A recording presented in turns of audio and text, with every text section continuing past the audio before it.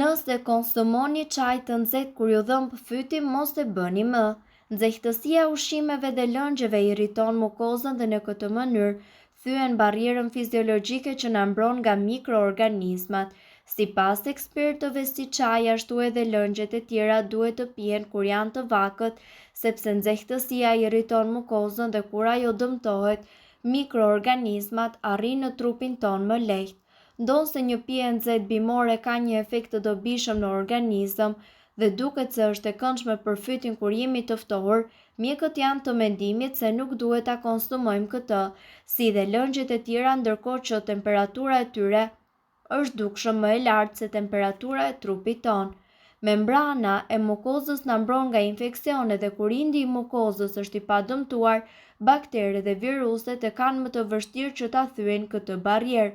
Mjekët këshillojnë që gjithçka që ham duhet të jetë në nxehtësi mesatare.